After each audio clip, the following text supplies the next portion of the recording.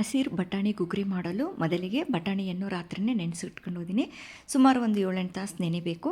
ಇವಾಗ ಬೆಳಗ್ಗೆ ಇದು ನೀರೆಲ್ಲ ತೆಗೆದುಬಿಟ್ಟು ಚೆನ್ನಾಗಿ ತೊಳೆದು ಕುಕ್ಕರಲ್ಲಿ ಅದ್ರ ತುಂಬ ನೀರು ಹಾಕಿಬಿಟ್ಟು ಸುಮಾರು 4-5 ವಿಸಿಲು ಹೊಡ್ಸ್ಕೊತಾ ಇದ್ದೀನಿ. ಇವಾಗ 4 ವಿಸಿಲ್ನ ಹೊಡ್ಸ್ಕೊಂಡಿದ್ದೀನಿ. ಇಷ್ಟು ಮೆತ್ತಗಾಗಿದೆ. ಇನ್ನೂ ನಿಮಗೆ ಮೆತ್ತು ಬೇಕಂದರೆ ಇನ್ನೊಂದು ವಿಸಿಲನ್ನು ಹೊಡ್ಸ್ಕೋಬಹುದು.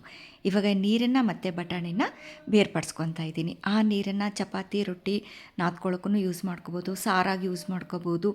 ಅದು ವೇಸ್ಟ್ ಮಾಡೋ ಅವಶ್ಯಕತೆ ಇರಲ್ಲ. ಇವಾಗ ಒಗ್ಗರಣೆಗೆ ಬಂದುಬಿಟ್ಟು ಎಣ್ಣೆ, ಸಾಸಿವೆ, ಜೀರಿಗೆ, ಕರಿಬೇವು ಇದು ಎಲ್ಲ ಚೆನ್ನಾಗಿ ಚಟ್ ಅಂದ ನಂತರ ಸಣ್ಣಗೆ ಹಚ್ಚಿರುವಂಥ ಆನಿಯನ್ನು, ಬೆಳ್ಳುಳ್ಳಿ, ಅದಕ್ಕೆ ಸ್ವಲ್ಪ ಅರಿಶಿನ ಮತ್ತು ಉಪ್ಪನ್ನ ಹಾಕಿ ಕಲಸಿ ಸಣ್ಣ ಉರಿಗೆ ಮುಚ್ಚಿಟ್ಟರೆ ಚೆನ್ನಾಗಿ ಬೇಯುತ್ತೆ.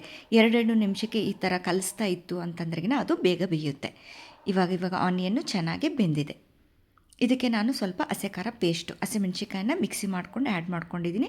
ನೀವು ಬೇಕಾದರೆ ಹಸಿಮೆಣ್ಸಿಕಾಯನ್ನ ಚಿಕ್ಕ ಚಿಕ್ಕದು ಕಟ್ ಮಾಡಿ ಆ್ಯಡ್ ಮಾಡ್ಕೋಬೋದು. ಇದನ್ನು ಚೆನ್ನಾಗಿ ಹುರಿದುಕೊಳ್ಳಬೇಕು, ಹಸಿ ವಾಸನೆ ಹೋಗಬೇಕು. 2 ನಿಮಿಷ ಮುಚ್ಚಿಟ್ಟು ಮತ್ತೆ ತೆಗಿತಾ ಇದ್ದೀನಿ.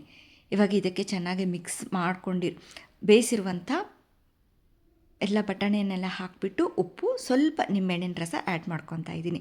ನೀವು ಬೇಕಂದರೆ ಹಸಿ ಕೊಬ್ಬರಿನ ತುರಿದು ಆ್ಯಡ್ ಮಾಡ್ಕೋಬೋದು, ಕ್ಯಾರೆಟ್ ತುರಿದು ಆ್ಯಡ್ ಮಾಡ್ಕೋಬೋದು, ಕೊತ್ತಂಬರಿ ಎಲ್ಲದನ್ನು ಚೆನ್ನಾಗಿ ಮಿಕ್ಸ್ ಮಾಡಿದರೆ ಸಂಜೆ ಹೊತ್ತು ಸ್ನ್ಯಾಕ್ಸಿಗಾಗಲಿ ಮುದ್ದೆ ಜೊತೆಗೆ ನಂಚ್ಕೊಳ್ಳೋಕ್ಕಾಗಲಿ ತುಂಬ ಟೇಸ್ಟಿಯಾಗಿರುವಂಥ ಹಸಿರು ಬಟಾಣಿ ಗುಗ್ರಿ ರೆಡಿ ಟು ಈಟ್.